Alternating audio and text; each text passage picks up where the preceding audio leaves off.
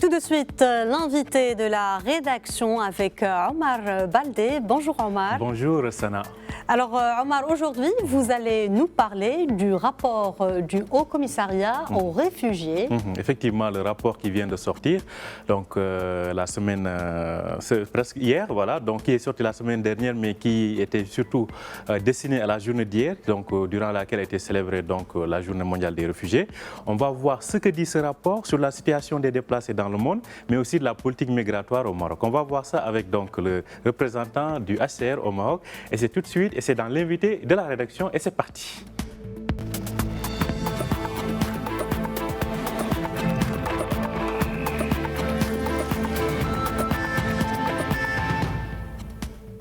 Bonjour et bienvenue sur Medi 1 TV. Plus de 82 millions de personnes qui fuient les guerres, les persécutions et les exactions, soit le double de ce que l'on dénombrait une décennie plus tôt. Mais ce n'est pas tout.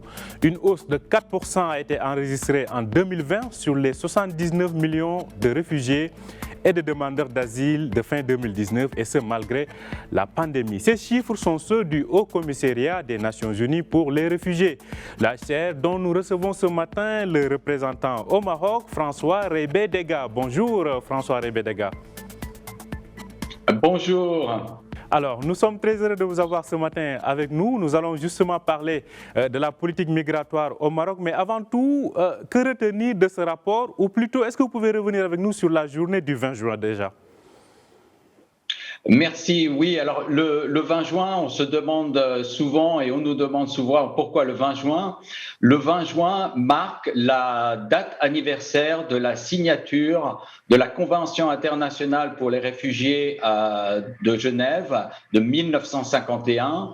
Et aujourd'hui, nous fêtons le 70e anniversaire de la signature de cette convention référence pour le droit international des réfugiés. Et à cette occasion, c'est d'abord un moment où on célèbre les réfugiés eux-mêmes, ces personnes, ces femmes, ces hommes, ces enfants qui sont derrière ces chiffres importants dont on va parler dans le cadre du rapport. C'est aussi un moment où nous exprimons en tant qu'individus, en tant que société, en tant que pays, en tant qu'État membre des Nations Unies, nous exprimons notre sympathie et notre empathie pour les conditions dramatiques qui ont amené les réfugiés à devoir quitter leur pays, conditions de conflit, conditions de violence généralisée. Et nous célébrons également à cette occasion ce que ces individus apportent avec leur savoir, leur culture et ce qu'ils apportent à leur communauté d'origine et à leur pays d'origine. Alors, à l'occasion du 20 juin, le haut-commissaire aux réfugiés, M. Filippo Grandi, publie un rapport annuel sur l'état global des déplacements forcés. Et alors, c'est un rapport très riche qui contient énormément de données, mais pour vous donner quelques aperçus, donc comme vous l'avez indiqué, le rapport indique qu'aujourd'hui, le niveau des déplacements forcés dans le monde est de plus de 80 millions, 82,4 millions. Et ce niveau de déplacement forcé comprend à la fois des gens qui ont dû fuir leur pays, qui ont donc traversé une frontière, et ce sont les réfugiés. Il y a plus de 26 millions de réfugiés dans le monde, dont 21 millions sont du ressort du mandat du Haut Commissariat aux réfugiés et 5 millions réfugiés palestiniens. Mais il y a également des gens qui ont fui ces mêmes conditions de conflit, de violence généralisée, mais qui sont restés à l'intérieur de leurs frontières. Et nous nous référons à ces personnes comme des déplacés internes et dont le nombre aujourd'hui est de 48 millions. Il est important de garder à l'esprit que ces 82,4 millions de déplacés forcés représentent l'équivalent de la population d'un pays comme la Turquie. Et c'est une population qui est jeune, puisque 42% de cette population a moins de 18 ans. Nous connaissons tous les pays principaux dont sont originaires le plus grand nombre de réfugiés, notamment la Syrie, le Venezuela, l'Afghanistan, le Sud-Soudan et le Myanmar. Alors, ce sont là des chiffres très intéressants que vous venez de donner, François Rebedega. Mais en dehors de ces chiffres, quel a été l'autre constat? Parce que quand même, nous sommes en période de pandémie et curieusement, c'était une année durant laquelle les déplacements étaient limités, mais on a vu une hausse de 4% des réfugiés et des demandeurs d'asile. Comment comprendre cela? Alors, vous avez entièrement raison et je pense que c'est le message clé de ce rapport. Je voudrais souligner 4 éléments à cet égard. Le premier est que malgré une pandémie mondiale, le niveau de déplacement forcé a continué à s'accroître puisque, comme vous l'avez dit, il s'est accru de 4%. Mais c'est surtout la 9e année consécutive durant laquelle on voit un accroissement des niveaux de déplacement forcé. Ce qui a amené le haut-commissaire, à l'occasion de la publication de ce rapport, à faire un appel à tous les leaders sur l'ensemble de la planète pour parvenir, à travers la promotion de la paix, du développement, mais aussi de la coopération internationale, à tout faire pour que soit endigué ce cycle continu d'accroissement des déplacements forcés et qu'on ne rentre pas dans une nouvelle décennie de déplacements forcés. Le deuxième élément, et vous l'avez mentionné, c'est que malgré le Covid a arrêté énormément de choses, a affecté énormément de choses, dont la mobilité. Au plus fort de la crise de la pandémie et du confinement strict en 2020, plus de 164 pays avaient fermé leurs frontières, dont près de 90 sans aucune considération pour les demandes d'asile. Par contre, ce qu'il n'y a pas changé et ce que le Covid n'a pas affecté, malgré l'appel du secrétaire général pour un cessez-le-feu dans tous les conflits, ce que le Covid n'a pas arrêté, ce sont les conflits et les déplacements forcés qu'il génère. Le troisième élément que l'on voit apparaître de façon de plus en plus importante est l'aspect climatique. L'aspect climatique devient aussi un des éléments qui induit des déplacements forcés, mais aussi un élément de crise qui s'ajoute à des contextes déjà de conflits et de violences généralisées, comme au Sud-Soudan, comme en Syrie, comme en République centrale africaine. Alors, François... Le dernier élément... Oui, allez-y. Le plus important, malgré cet accroissement constant des déplacements forcés, malgré cette situation de pandémie, il existe un cadre international. Nous avons des outils. À travers les 2 pactes mondiaux pour les migrations et pour les réfugiés, et nous avons toute une coopération internationale très importante. Et ce qui est nécessaire pour que cette coopération internationale fonctionne est un engagement politique et un engagement des États dont le haut-commissaire a fait référence lors de son appel. Et à cet égard, je voudrais saluer la position très engagée du Maroc sur les questions de mobilité et notamment sur les questions d'asile, à la fois afférents au pacte mondial et aussi au forum mondial, et aussi, et on y reviendra, au Maroc a fait le choix d'une politique d'asile inclusive et basée sur l'humain, et dont nous avons pu voir toute la pertinence lors de la crise du Covid. Justement, François Rebedega, on parle du Maroc. Comme on le sait, depuis quelques années, la politique migratoire a été assouplie et des campagnes de régularisation ont eu lieu. Vous, au niveau du Haut-Commissariat aux réfugiés, comment jugez-vous cette politique migratoire du Maroc?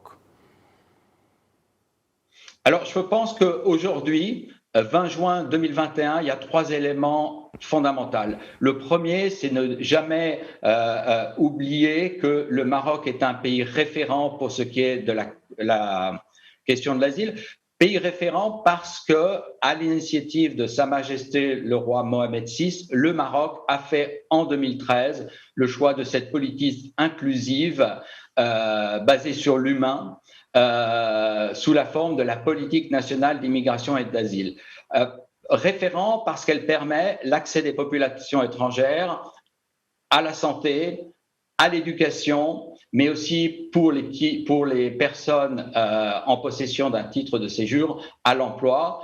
Et ça, c'est un élément très, très important, cette politique qui s'est déclinée en une stratégie nationale en 2014. Le deuxième élément, c'est que cette politique de référence permet un champ des possibles très important pour la protection et l'assistance et l'intégration socio-économique des réfugiés. Et ce ne sont pas que des vains mots. Pour vous donner deux exemples très concrets, depuis 2015, 900 enfants réfugiés sont nés au Maroc. Et ces 900 enfants ont eu immédiatement accès à une identité légale sous la forme de certificats de naissance délivrés par les autorités marocaines. Un autre exemple très concret, aujourd'hui, 90% des enfants réfugiés en âge d'aller à l'école primaire sont à l'école dans des écoles marocaines, et ce, grâce à cette politique inclusive. Mais il est aussi, troisième élément important, de garder à l'esprit les éléments de la politique nationale d'immigration et d'asile qui restent à accomplir. Et je voudrais souligner... Justement, François Rebedega, c'est d'ailleurs l'une de nos questions, à savoir aujourd'hui, vu tous ces efforts qui ont été accomplis, selon vous, quels sont les défis qui se posent malgré tout à cette politique migratoire ? Alors, le principal défi, je pense qu'il est pour toute personne habitant sur le territoire marocain, c'est l'impact socio-économique du Covid, et c'est cette sortie de crise, puisque l'on sait, grâce à une étude du Haut Commissariat au Plan, que 9 sur 10 des réfugiés qui avaient une forme d'emploi avant le confinement strict du printemps 2020 ont perdu cet emploi pendant la période du Covid. Deux éléments importants aussi par rapport aux étapes encore aux étapes à accomplir dans le futur. La première chose étant la loi Asile. La loi Asile est prévue dans la politique nationale de 2013 et sera un élément fondamental pour permettre un traitement consistant, efficace des demandes d'asile, quel que soit le pays d'origine du demandeur d'asile. Le deuxième élément, la même étude du Haut Commissariat au Plan que je viens de mentionner avait montré que 45% des réfugiés seulement 45% des réfugiés avaient un titre de séjour. Donc, il est absolument fondamental que nous continuions ce travail très important avec nos partenaires institutionnels marocains pour que l'ensemble des réfugiés au Maroc, reconnus par le HCR comme ayant besoin de protection internationale, aient un titre de séjour. Le titre de séjour, c'est la porte d'entrée de l'exercice de tous les droits fondamentaux pour les réfugiés. Alors, cela dit, aujourd'hui, quand on voit les défis que vous avez évoqués, il y a les défis socio-économiques et les défis liés donc à la régularisation, ou en tout cas à l'accession au titre de séjour. Selon vous, qu'est-ce qui est le plus urgent pour assurer une meilleure protection des droits de ces réfugiés ?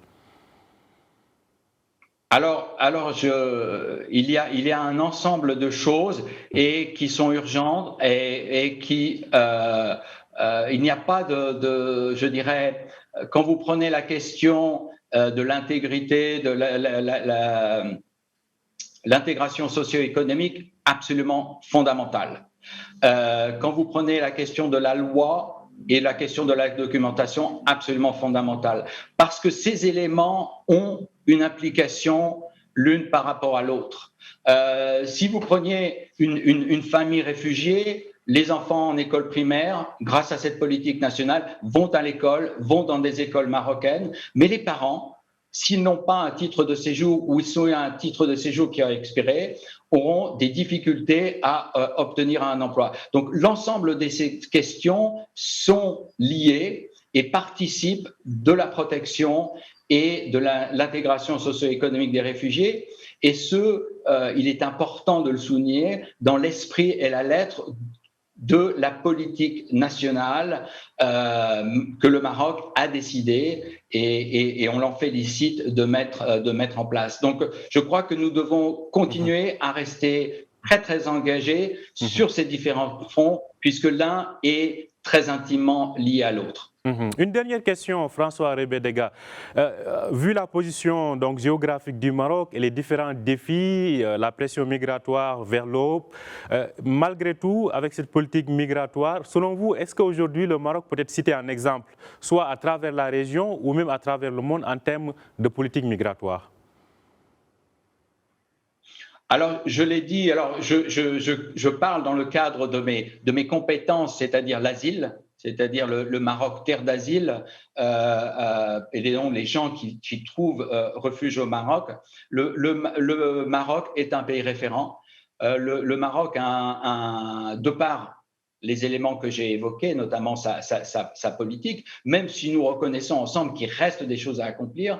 Et le Maroc est un pays référent également pour son positionnement et son engagement sur les questions de mobilité, puisque le Maroc a joué un rôle important dans la préparation et l'adoption par l'Assemblée générale du Pacte mondial pour les réfugiés et demeure un acteur très engagé dans sa mise en œuvre. Il l'est également, comme vous le savez, pour le Pacte mondial sur les migrations. Et nous avons une très belle convergence en 2023 de la mise en œuvre de la politique nationale et des échanges internationaux, puisqu'en 2023, nous marquerons les 10 ans de l'adoption de la politique nationale d'immigration et d'asile, et ce sera le second forum mondial pour les réfugiés. J'espère qu'à cette occasion, nous célébrerons encore l'exemplarité du Maroc par l'adoption de la loi asile. Merci beaucoup François Rebé-Dega. Je rappelle que vous êtes le représentant au Maroc du Haut Commissariat pour les réfugiés. Merci d'avoir été avec nous et merci pour tous ces éclairages. Merci beaucoup. Merci, merci. Très bonne journée à vous et très bonne journée à vous aussi. Merci de nous avoir suivis. Je rappelle que vous pouvez retrouver cet entretien sur notre site www.medianews.com. Très bonne journée et bonne suite de programme sur Média TV.